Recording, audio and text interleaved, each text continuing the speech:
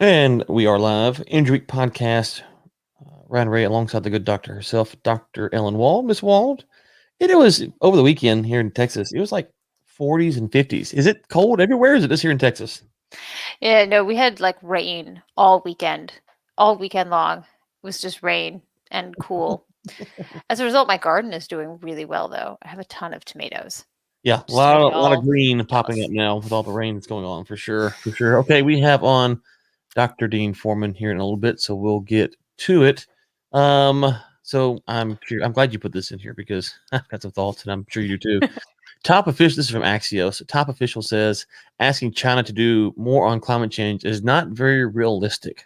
Surprise, stunning. But the one thing I thought, and I haven't read all of the various articles, but it was over the weekend. It was like the U.S. and China agree on to tackle climate change, and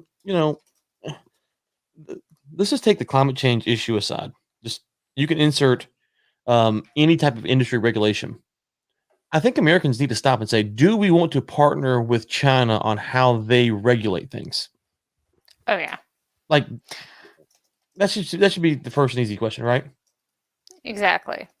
And so you talk about climate change, whether or not they're going to do it's one thing, but the way that they institute regulatory issues is quite different. So I know that there's people say, well, we can work together. I'm fine with all that, but on this one particularly with climate change, they probably won't institute it the way that we want them to. A and B, we will end up paying a lot more. But to the point, asking them to do much is not very realistic. And so, what is your read on this? Yeah, I think it's.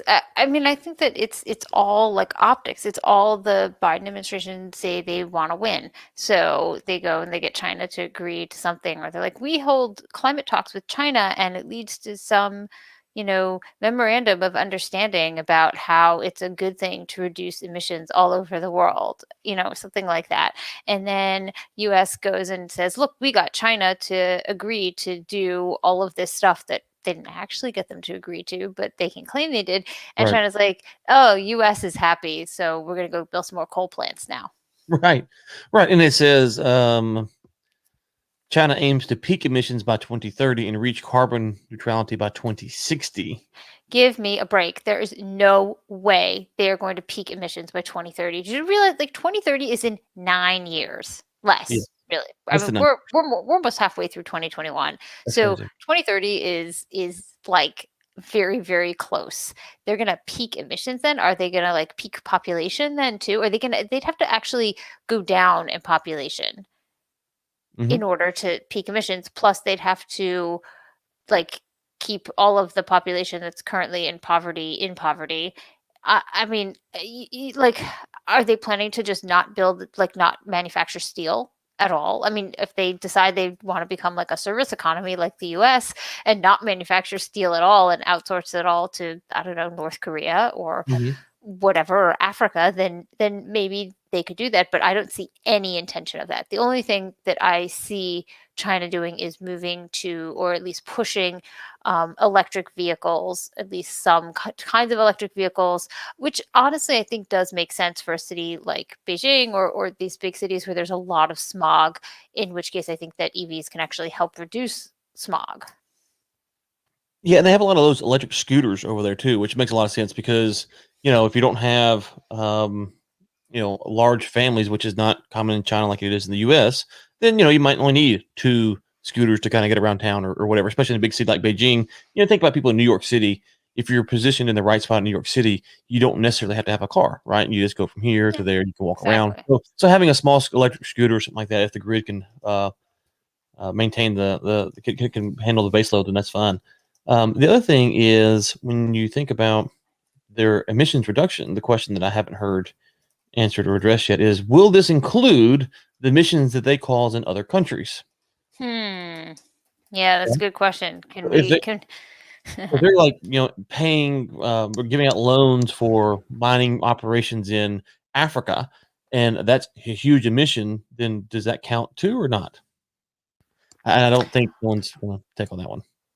Yeah, I think, I mean, the same thing could be said of the US. Like, if Right. we're building all of our cars in Mexico, are those emissions it for Mexico, or do they count as US emissions? And that's a really interesting point, because I think that that's actually sort of addressed in, I think they're called border adjustments. So in countries Mhm. that have climate taxes and things like that, they try to do this thing. I think they call it a border adjustment, where basically like a product gets assessed for like emissions basically Mhm. at the border, like what kind of emissions went into making this product, and then a tariff is basically assigned to it based on its emissions, like which it seems to me an incredibly complex process that probably is fraught with all sorts of Right. corruption, and it's like, how do you measure that, and but still, like, this is a thing that I think Sweden does it, that people do. Mhm. Um, is China going to be okay with that, or is China going to be okay with us charging tariffs on? Well, I mean, I know we charge tariffs on China's products now, but say we like get to a place where there's like more free trade and whatnot. Are we going to charge tariffs on Chinese products produced in Africa based on the emissions profile? And is China going to be okay with that? And I would say probably not. But that's a way to maybe hold them more accountable for emissions around the globe as opposed to emissions produced in China.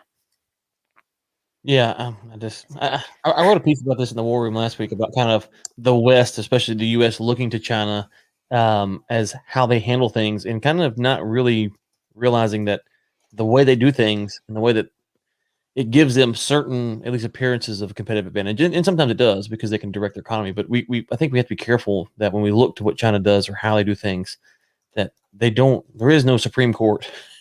There's no change of legislator. And so if they're going to redirect their economy, and they make, let's just say they hit the goal by the 2030 emissions. I don't think they will either, but let's say they do.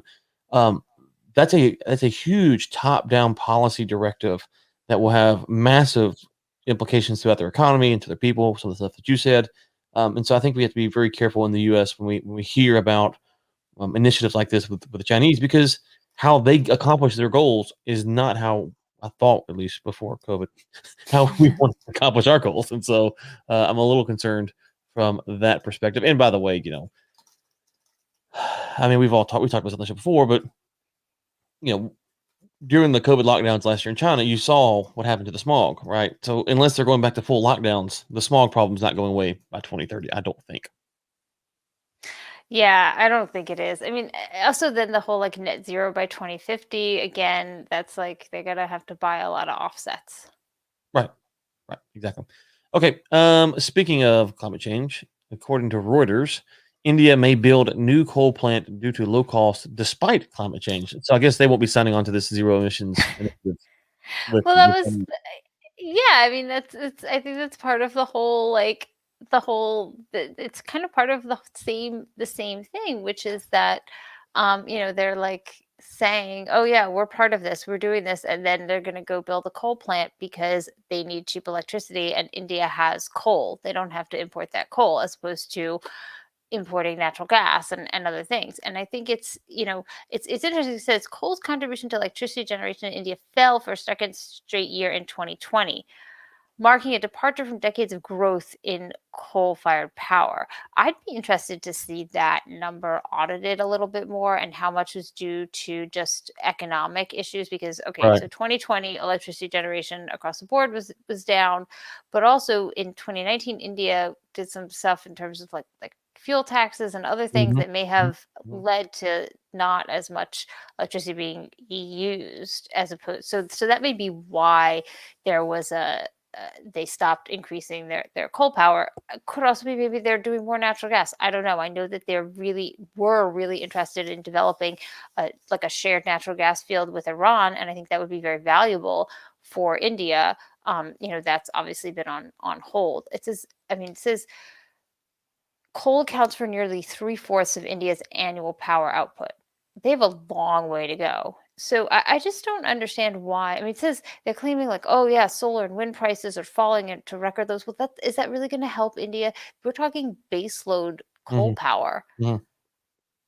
I mean, maybe India should build more nuclear plants. I don't know. They're nuclear power. Like, I think that I don't know, these things bother me so much because it's like everyone's gets all excited about like low cost solar, low cost wind, EVs, EV mandates, and then you're like, they're building more coal plants. So Mhm. everything that you've done with your wind and your solar is going to get canceled out by this coal power. Why don't you focus on the actual problem instead of the fake problem? But of course, I know why they focus on the fake problem. So, Right. Well, but and that's what I was gonna bring up is that 3/4 is a lot. That's 75%. If I'm not a math major, but I think it's about 75%, give or take, right? And so if you think about it like this, you say, okay, if you presume that India's economy will continue to grow and flourish, then that means their demand for energy will only increase. So it could be that um, it stays at 3/4 for quite some time because you're just having to keep up with increased demand, right? And the coal hmm is the most efficient way to probably do that right now for them. And yeah. so, um, but to your point, nuclear, I think is, and I think there is probably more willingness from the kind of the non crazies out there for nuclear discussion, and hopefully we'll get some more of that discussion because that would seem to me to make the most sense. Oh, did you see the story? Speaking of nuclear, about the Japanese putting the nuclear water from Fukushima into the ocean? Yeah, I mean, they were gonna treat it, but they left that out. So everyone Yeah, was like, I "What?" know, I know, I know. Like, oh no, they're gonna kill us all.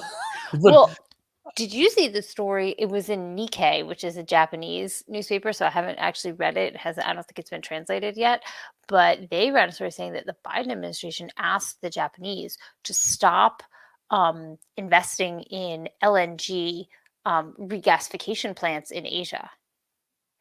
Which No, I is didn't see that. insane because I mean, that was key. I mean, we've been talking about this for a really long time that the US needs to get these contracts from these regasification plants in Asia to get good, in order for Mhm, a mhm. good, steady stream of LNG that could be sold to Asian countries.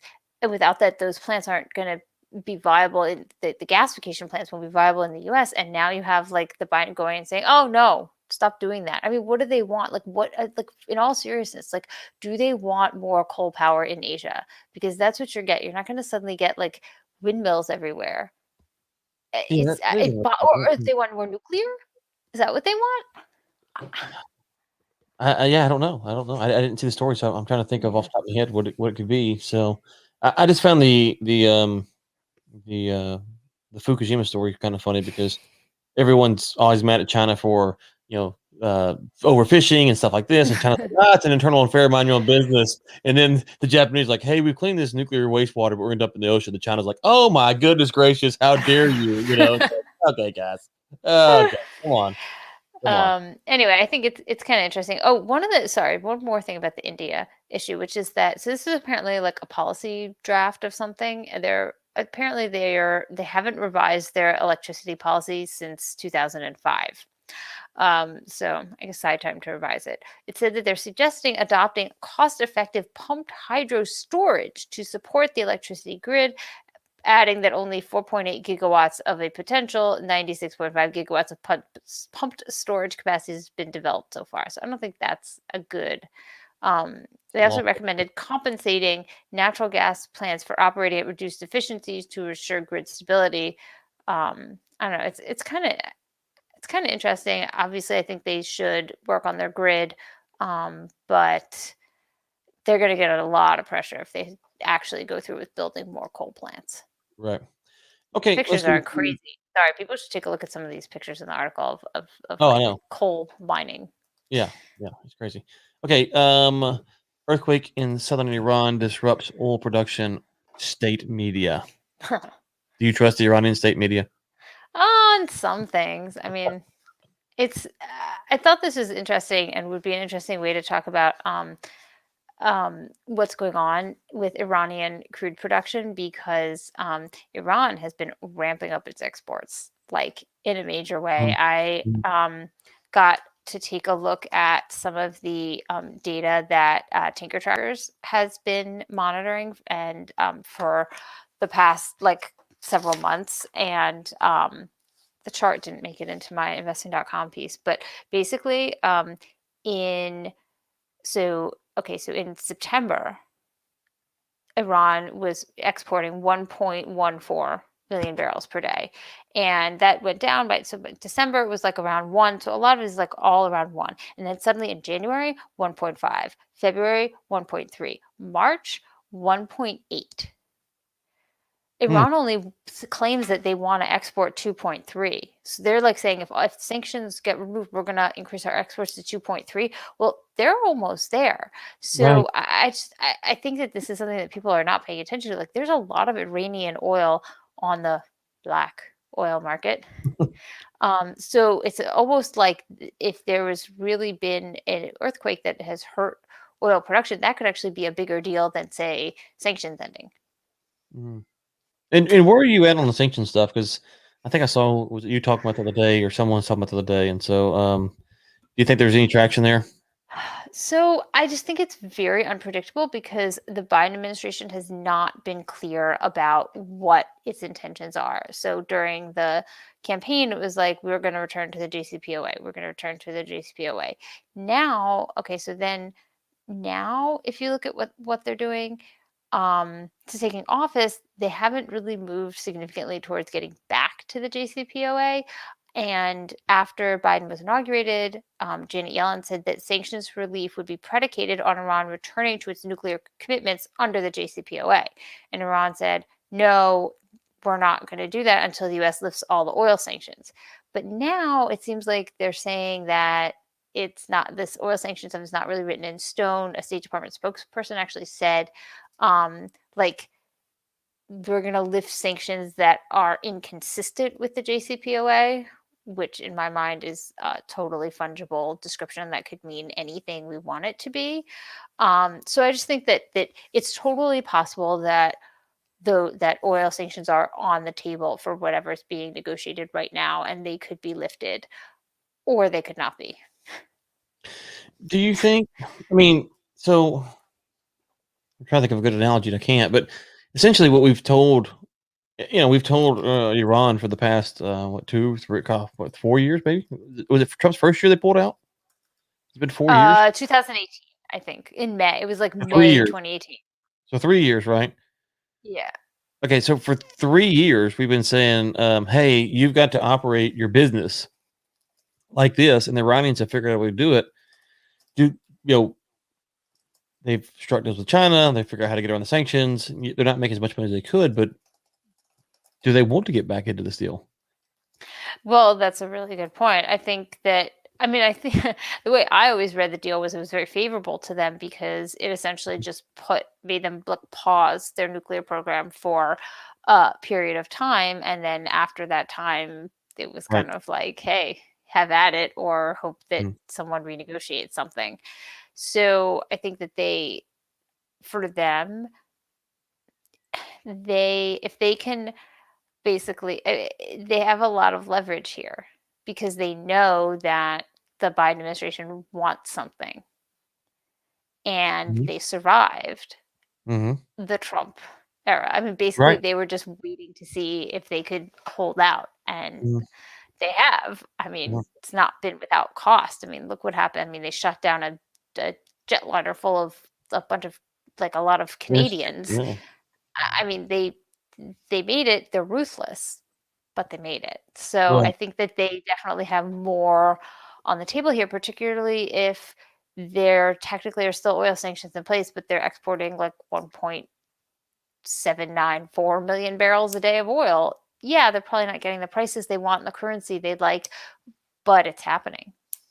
Yeah, I think Americans, especially political commentators, have to step back and think about, you know, during the Trump administration, it was like, oh man, China can't withstand this. And, maybe you would argue during a second term, China would have changed their tone. I don't think so, but maybe so. But the Iranians are a great example because their economy is not nearly as robust as China's is, and they took it and maybe Yeah. they couldn't have for another 4 years. I don't know. I suspect they would have though. They would have just worked out with China just like they did. And so this whole notion of forcing these nations to capitulate, if especially with China's economy now, I just don't think it's going to work. Yeah, there's one of the interesting things is, and I kind of reminds me of the movie Gandhi. and which kind of goes over how I mean, it's like Gandhi's life, but it's also like how basically India got its independence. Mhm. And one of the really important things is like how this non-violent movement worked was that the British weren't willing to actually do anything to keep their colony. The Mhm. British were not ruthless. They were like, I don't like the term civilized because it has all sorts of like Sure. connotations with it, but what they were not really like they just weren't ruthless at all, like to the extent like they were like the gentlemanly nation, and so Yeah, that's potential. how it worked. When you talk about Iran Mhm. and China, like they're the opposite. The Right. Iranians don't care. Right. Like the Iranian regime doesn't care about the people. Mhm. Like they don't care if they die for lack of like cancer, if cancer drop, like at this point they're so dug in, like and China too, like they've proven they will willingly sacrifice people's lives to get what they want. And I think that that's a key difference in like if you're talking about a country like Britain that isn't interested and doesn't have the appetite for that, then these policies can work. But otherwise, like I mean, it just seems like they've been proven they can hurt them, but bring them to the brink of like collapse, I'm not really so sure. They've really, really hurt them. And it's horrible what's happened to the people, Mhm. but the regime doesn't seem to care. Yeah, the And regime's that's the just issue. gonna stay in power. So as long as they feel that they have a grip on the people, then whatever happens outside is really kind of secondary. As long as it now, if you thought, or if the Iranians thought that they were going to lose the grip on power, then they could. And I think that's the thing, though, is that with the with China's economy and their geopolitical strategy, or whatever you call it, they can help offset some of this pressure that the U.S. could put on these nations. And so, but again, we could go back to Castro. We couldn't do nothing to Castro when he was, what, 90 miles off of Florida's coast, and so it wasn't like we were you know, he was just right there. So I think it's a little bit overstated. Okay. Yeah. One final story before Dr. Foreman gets on, I believe. Historic oil glut amassed during the pandemic is almost gone. And this is from Bloomberg via World Oil. The unprecedented oil inventory glut that amassed during the coronavirus pandemic is almost gone, underpinning a price recovery that's rescuing producers but vexing customers. I'm sorry, Hmm. consumers, not customers, consumers. Yeah. So is it really gone? I thought it was interesting because this is like the anniversary of when WTI went negative. Yeah, So right like there. let's see how far we've come. Yeah. What does it mean when it's gone? It's a question. If it is gone. Yeah, well, I think if it's gone, I think that means that OPEC should put more will be pressured to put more oil on the market, um, because they do a lot of their like measurements by the 5-year average and stuff like that. I think that though that there's really a dispute over whether it's actually gone. Well, And so some people think that, yeah, it's most like okay, Ed Morris from Citigroup says mhm, commercial oil inventories across the OECD are already back down to their 5-year average. What's left of the surplus is concentrated in China, which is part of it. So he's like, well, China just bought a lot more, so that's the new normal, and everyone's back to the 5-year average. Maybe should we really be measuring by the OECD though? Is that really a relevant like measurement? Maybe we need to look at China and India much more forcefully than so here's just my like question: your is that if we're saying we're back to where we were, right? yeah. Then why have prices been so high, Yeah. Well, I mean, right? Because if we had all this yeah. surplus, the prices should have been lower, right? And now the prices are coming up. Yeah, they are, but not a huge amount. Though a lot of people will like to claim that it's all because of like the dollar and this and that. I don't Mhm. always buy those claims because I think that the mechanisms are not well understood in terms of like the dollar goes down and the price of oil does, so I, I think that I mean, I think that I think it shows that a lot of the market is based on things that are not just oil inventories. And Mhm. it's based, because it'll move based on, oh, were cases rising? Is there another Right. lockdown? I mean, if people are going to base it off of the fact that like cases are rising in India, then who cares whether the OECD Right. stockpile, oil glut is back down to the 5-year average? Yeah, and I guess I'm just maybe saying it differently is have we been plus $50 oil, plus $60 oil for so long if we're just now getting back down to the 5-year average? it would seem that the price should be substantially lower. Or are you Yeah. saying that that level of inventory is worth $60 oil? Like it would seem that, I mean, supply demand, right? Like it would seem that the supply is really high, that that the price should be lower, but it's not. And so I don't understand those metrics and how they're working themselves out, and unless they're baking in potential risk to the market. I don't know. To me, if we're saying we're Yeah. just back, the price has definitely been overinflated, but I don't know. I don't know. It just doesn't make a lot of sense. Yeah, I think it could be overinflated now. Well, the other thing though is, let's just say we're back to where we are with the 5-year average. Do we expect a lot of production to start happening to keep it there?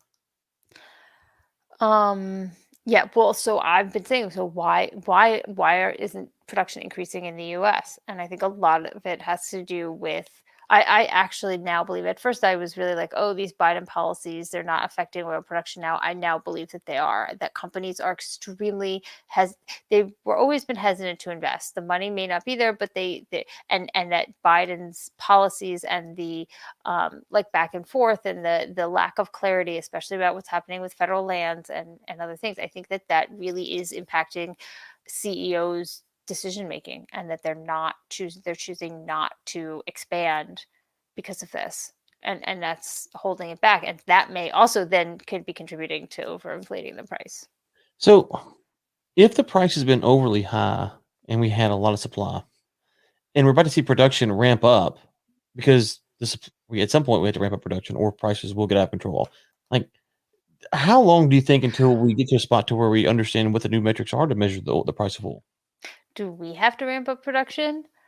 I'm sure there's some Saudis who would very much like to open the taps. Drill, So, baby, like, drill. yeah, drill, baby, drill in the Middle East. Oh, did you see that EFT meme video with from Guardians of the Galaxy the other day? No, but it You, sounds like you, I you, want to. you know the Guardians of the Galaxy movie with Groot? No. Yeah, no, Okay. sorry. Well, never mind. Never mind. Bad pop culture reference. It was pretty funny, but it was. I'll have to find it and retweet it out for so anyone who wants to see it. But it was pretty funny. But anyways, there is Doctor Dean Foreman. Let's bring him on here to the big screen. Hey. There he is. Hey, can you hear us, sir? Good to see you. Yes, I can hear you fine. Good to see you. How's it going? The great. Well, I would say the great state of DC, but it's not a state yet. So the great. Not a state yet. There's a bill in Congress, I think, that was introduced today. So Is it okay? DC into a state. So how's it going in the greater DC area? We're hanging in there. It's going pretty well. Well, let's get into it. The monthly statistical report. I got a piece of ice mouth far at home. There we go. Sorry, I didn't want to take a drink and the ice came with it. Okay, so let's get into it. This is we have a couple things actually. So where do you want to start at? We got the statistical report. You also sent over the oil and gas industry weekly fundamentals, and you sent over the API industry outlook for the first quarter of 2021.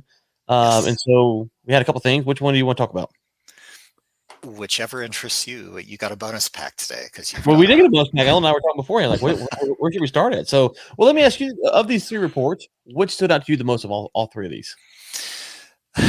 Demand. I mean, let's just start there. I mean, the fact that on a weekly basis, by EIA's estimates, and it's the same surveys that we use each week, you're back over 20 million barrels per day. So again, this notion that it was just seasonality that led us back to these higher numbers, no, it really is economic recovery that's driving it. So that's point one. Okay.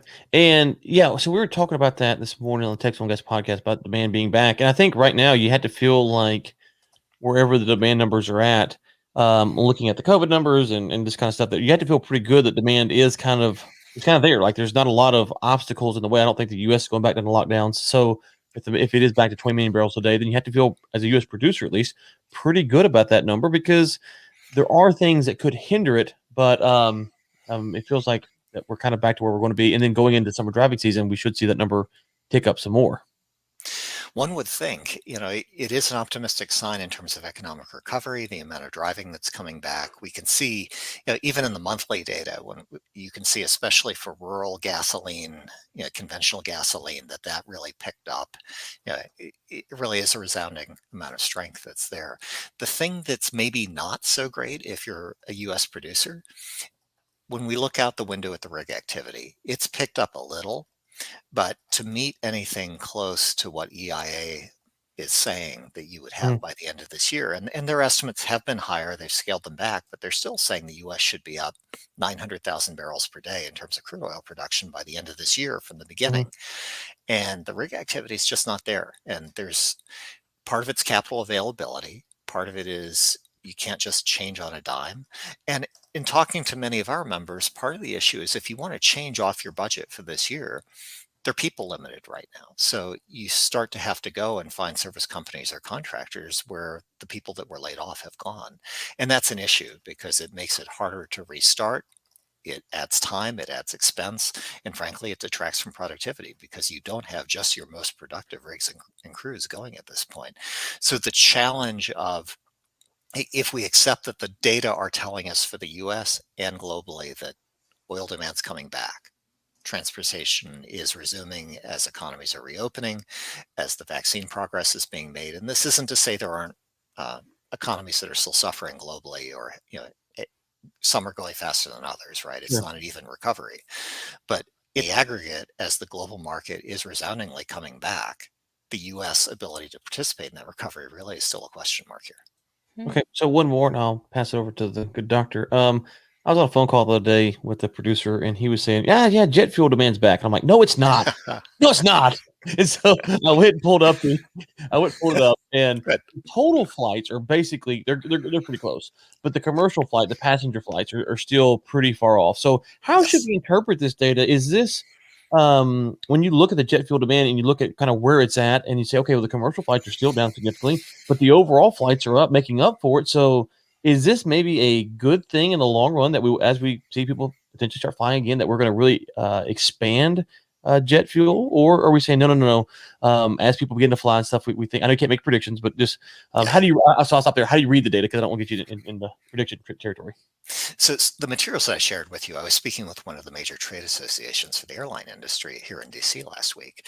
And, you try to customize the material as best as possible. And the things, because this is a level of granularity we don't always look at, it was really interesting. And it shows, we always track the activity at a granular basis. And as you observed, I think it's right to say that the number of flights, I mean, it's down more than 10% year on year as of March, and the passenger traffic was down a lot more by TSA estimates. So that says that there's some cargo that's going by air that didn't previously. Okay, it's still down a lot, right?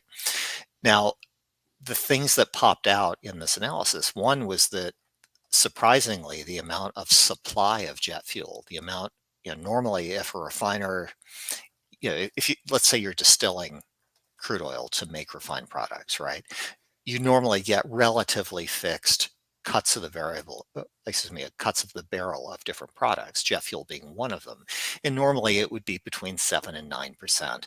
We saw months over last year where it went down as low as 3 to 4%. So this is, if you think back to IMO 2020, the International Maritime Organization, January 2020, in effect, rules to basically eliminate high sulfur residual fuel oil going into marine bunker fuels. The flexibility that refiners invested in to address that regulation helped them here with jet fuel to deconvert jet fuel, produce more distillate, and therefore lower the cut of the barrel. So, as a result of this, from a jet fuel demand perspective and from a jet fuel supply perspective, it was able to match a lot better through an extreme crisis than it otherwise might have. Now, the next step then is okay, well, what happened to inventories? They did swell initially. That's what you'd expect is people aren't flying and you have a jet fuel then going unburned, sitting around, not being used. But the inventories have really rationalized. As you produce less of it, you continued to supply what was needed out of those inventories. The inventories are now sitting at 5-year lows. That's okay because they're right sized to the fact that demand is also lower. But what's interesting is that there aren't signs that the market is really anticipating a quick recovery in jet fuel. If it did, that would be interesting and lead to some market surprises. The other is when we look at the relative pricing relationships and regional supply demand balances here, there's quite a divergence nationwide. So you see, for example, in the refinery concentration along the Gulf Coast, it's not surprising they produce a fair amount of this and it has yet to be queued up into a pipeline like Colonial Pipeline and sent to the Northeast, right? in the Midwest and Rocky Mountain regions of the country, there's pretty proportionate decreases both in the demand side and the inventories. So that's right size. And if that recovered quickly or suddenly, they'd have to catch up and they need pipeline capacity to do it. And then if you start looking at the coastal areas, the east and the west coast, the demand's down the most. I mean, you're talking 30 to 40% year on year as of first quarter, but the inventories are basically right where they were a year ago. And that's interesting because it says, I think, as Asia and as Europe went through disproportionate crises here, it was basically bargain hunting. So if you had, Italy shut back down, or the UK is still suffering. So you have cargoes that would have gone maybe from the Middle East to serve Europe that just made their way across the Atlantic instead. And you kept the inventories pretty much stock full on the coasts of the United States, despite the fact that the demand's been down. So if international air travel were to come back first, the supply is pretty much there on the coast to be able to meet it. So it's interesting, and we do have to separate out domestic travel from international travel in the way we think about this. Sorry for a long answer. But I'd really like to talk a bit about petrochemicals, absolutely. and how that process is going. Are we still kind of leading in petrochemical production? I mean, how can we expect things to kind of normalize, or are we thinking that this is still a growth sector? It's a great question, Ellen. I think some of it is structural in the sense that we keep seeing new variants of COVID. So medical plastics, personal protection equipment, it's not going away entirely. Now, over time, as you start getting herd immunity and more vaccine progress, you'd think there might be less of it. But right now, it's continued. And on top of that, we saw, as propane is one of those contributors to the other oils category in API's assessment, propane also had a winter heating element to it. So we've seen some seasonality back out of what we see as intermediate products that generally go into refining and petrochemicals, but it's still high. I mean, normally 25% to 27% of U.S. petroleum demand, and it's remained close to 30%. Can you talk a little more about what's been going on with propane, because that's kind of been an interesting thing here, and what we can maybe expect because of this, based on for the summer. Well, as we go into summer, in the winter, it's a key heating fuel. If you're growing turkeys in the agricultural areas of Minnesota during the winter, the thing that keeps those turkeys alive is having propane. I mean, that's your main heating fuel. Interesting fact, Sorry, I'm but thinking but about true. when I used to live in Boston and we just see wild turkeys like walking around the streets. People actually grow them. Sorry. Go ahead. No worries. Well, we saw through the winter a lot of propane demand, it's really starting in December, that picked up and continued for winter heating needs.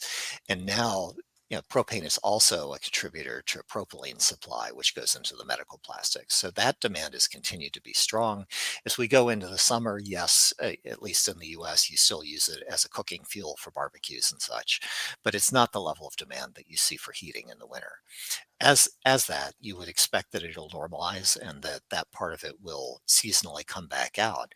But the rest of the other things that make up those categories, the naphtha and the gas oil that go into refining and petrochemicals, as well as the propylene demand, have continued to be pretty strong growth.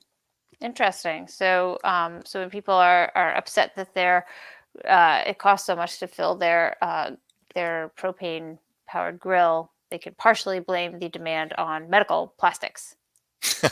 Well, it's funny, I'm through hearing you right. COVID-19, sometimes, at least locally, I can speak and say that it was hard to get propane at times. And, between propane, trucks that move it around and or pipelines to carry it, sometimes getting not just from where it's produced to where it's actually needed locally. So getting to that farm that in the winter really needed it, sometimes the local distribution of that was constrained, and that becomes an issue because it, it can be actual human life that's in question if you don't have a heating fuel, and in this case also agriculture and the ability to keep it alive through the peak winter Interesting. months there. Well, I personally have been decreasing my propane demand since a family of birds has taken up residence in my grill. We've decided How to let them hatch their chicks very without kind of you. roasting them.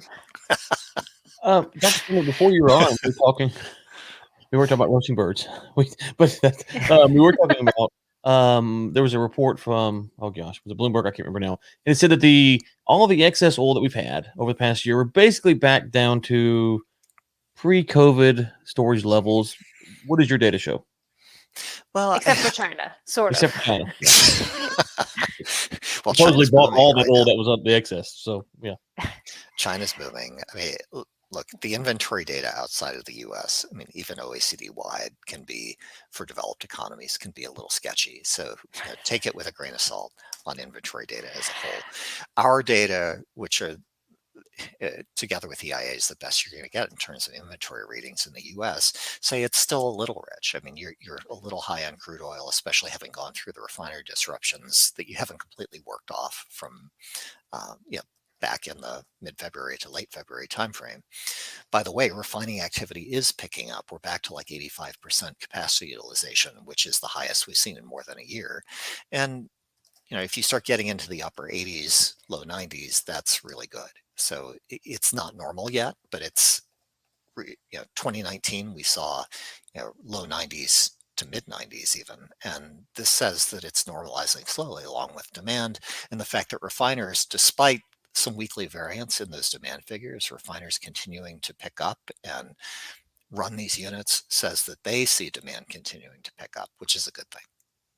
One of the interesting things I wanted to mention that I was looking at in the oil and gas industry weekly fundamentals. So I was looking at some of the charts here, and it's interesting because and maybe this kind of plays into what you just said, but I was looking at the total petroleum deliveries for April are basically at the 5-year range.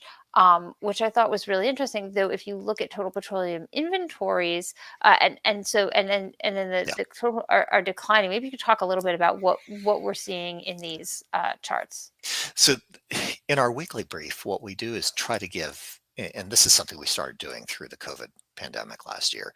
People were asking, we produce this monthly statistical report, but they wanted something more current. Like, tell me for this week exactly how it stacks up. So it takes the chart that looks at a 5-year range and looks at last year it's the same identical chart format that we use in the monthly statistical report, but the latest month's data point is overlaid by whatever the latest week is. And we're using the weekly EIA data that anybody can go to the EIA's weekly petroleum status report and pull down exactly these data and see. But we're analyzing it. If you want something turnkey, you look at this, and what it says is that from a 5-year range perspective for compared to what we've normally had through April, to be at 20.3 million barrels per day, you're right there at the top of the 5-year range. So this is a really bullish sign to start April off.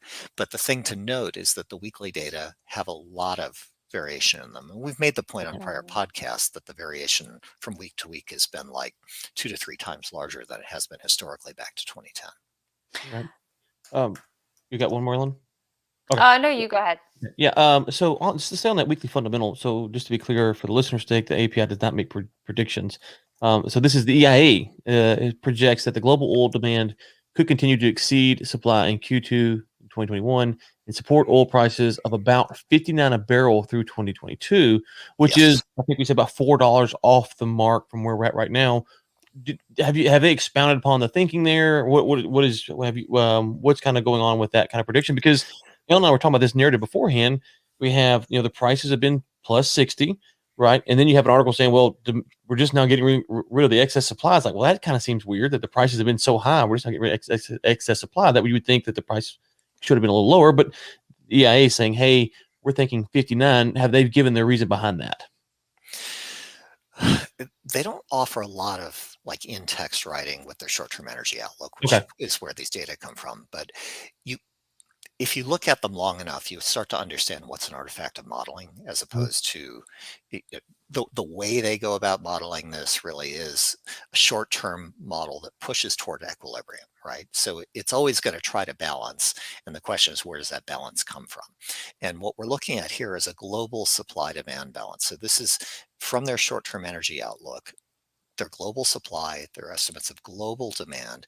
And then in this chart, we're relating Brent international benchmark crude oil prices to this, right? So, if you tend to have more supply than demand, as you did back in 2015 and 16, and for much of last year until the very end. You basically had downward pressure on prices. And it's vice versa recently for the last couple of quarters, where we started to see demand outstripping supply. And in fact, OPEC now putting a couple million barrels per day of its spare capacity back on market. The market, in EIA's view, is expected to remain slightly short, so demand continuing to exceed supply over the next year. On average, as OPEC puts more of that spare capacity back online, they see that that's kind of capping the ability to push prices higher. That's the main dynamic that's keeping prices roughly or just under $60 per barrel in their short-term energy outlook view. Now, keep in mind that part of what's built into this is a resumption in U.S. supply. Remember, we were talking earlier about the U.S. adding 900,000 barrels per day by the end of this year. Well, is that on par to happen? I mean, or on course? If we look at the drilling activity, it's picked up a little, but not very much. And it can't because of, again, capital constraints and just the budgetary constraints that companies are going through. So, frankly, and this is not a criticism of the EIA, this is an excellent, excellent product that they put together with a lot of moving parts. But we'll be lucky to meet half that in terms of U.S. production growth this year, just based on the activity levels that we've got and the fact that it takes time to spool up drilling programs. So if you end up not getting that incremental almost 1 million barrels per day out of the US this year, where's it going to come from? So you eat in, that gives the door open for OPEC to put more supply on the market quickly. But then by the time you get to 2022 and the world's oil demand, along with the economy, likely continues to grow. On top of that, you have another 4 to 6% per year decline of natural oil production. And lo and behold, there's really no investment in place from the sector to meet that demand next year. So that's just what I've seen as far as the numbers not quite adding up next year, given that the industry is at historically low investment levels and hasn't shown a sign of changing that up to this point. And what would be interesting is that I didn't catch his Brent prices, but if it were to be correct, just for sake of argument, that would be about $56 WTI, which would put the squeeze on U.S. producers worse. So in this scenario you painted, you could see prices being, eventually climbing back up to a better margin. But if their scenario that they painted is right, then WTI would be about $56 roughly, which would be, we're getting close to that threshold to where U.S. producers are on the brink of making money or not making money, or depends on how you want to phrase all that. I know there's a lot of debate over the break even. So, anyways, I know Dr. Foreman, we are getting close to up against the clock. Dr. Wall, one more question.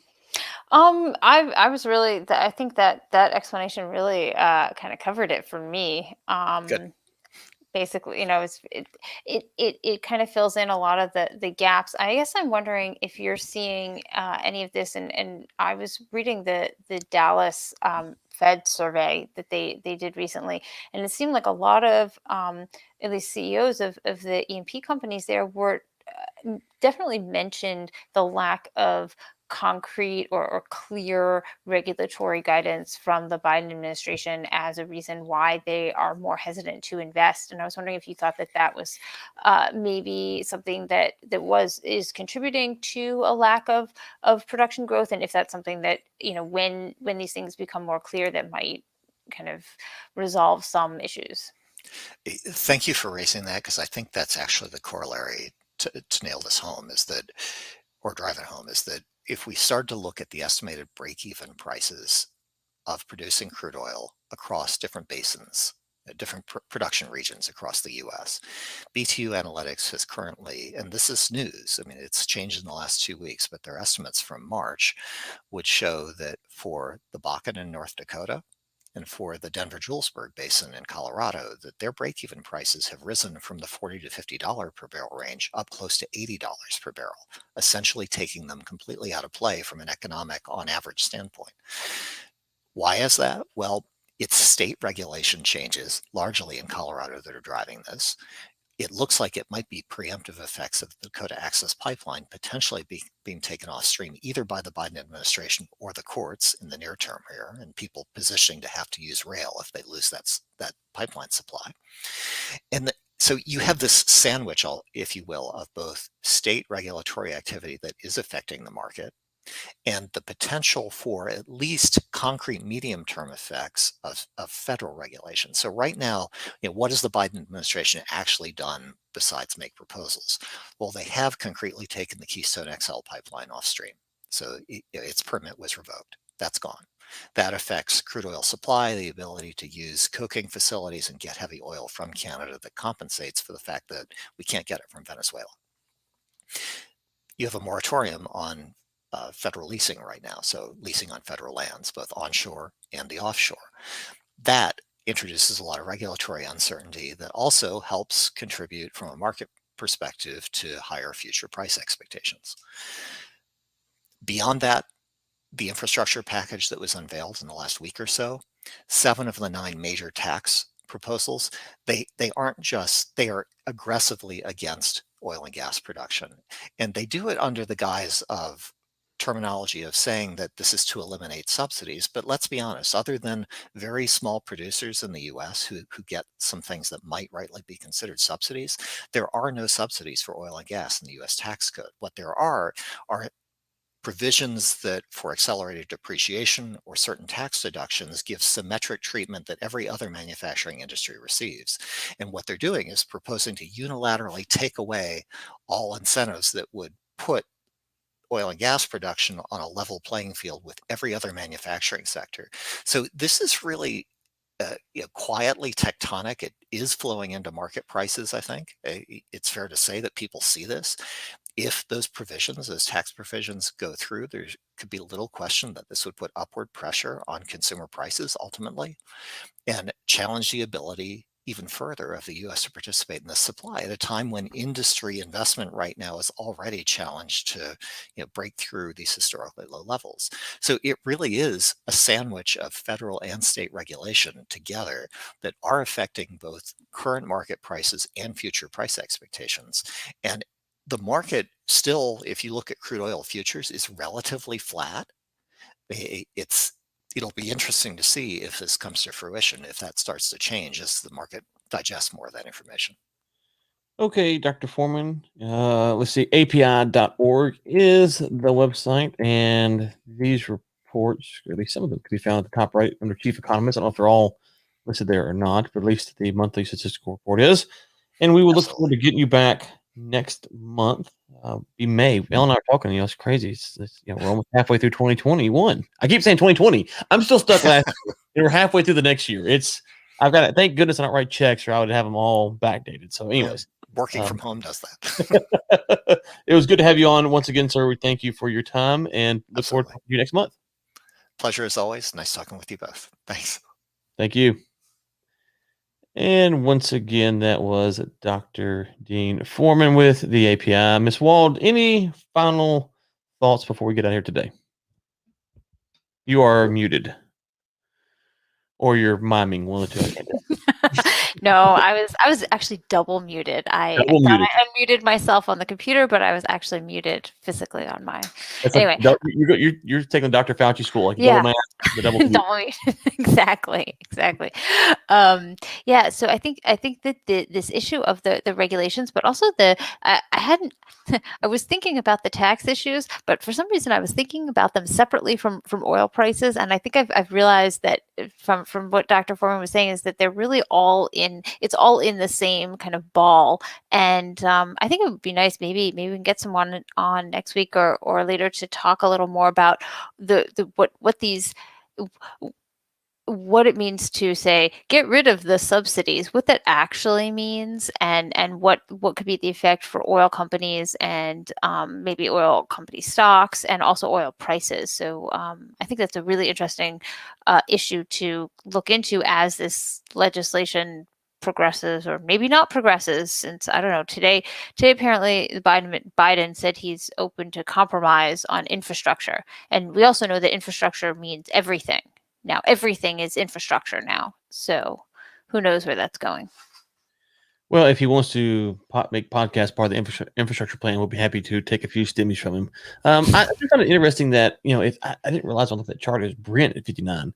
If WTI sits around mid 50s, if they are right, which I don't know if they are or not, of course, and Dr. Foreman makes a strong case for maybe why they're not right, but if they are right, and we see going into the back half of 2021 prices WTI, because that's an average. So they're going to up to low 50s, to mid 50s, to high 50s. What's that going to do to the U.S. industry, you think? You think they will lose more confidence in their ability to stay viable? Yeah, I think so. I mean, I think the oil industry will fight tooth and nail against getting rid of these supposed subsidies, which aren't actually subsidies, which are the same. I mean, I'd always suspected they were just the same kind of like, write downs and stuff that you get for depreciation that everyone else gets. I think they'll fight tooth and nail against that. But um, but I think it's interesting to think about how there could be legislation that could hurt oil companies and yet increase the price of oil. So, but increasing the price of oil helps the oil companies. So,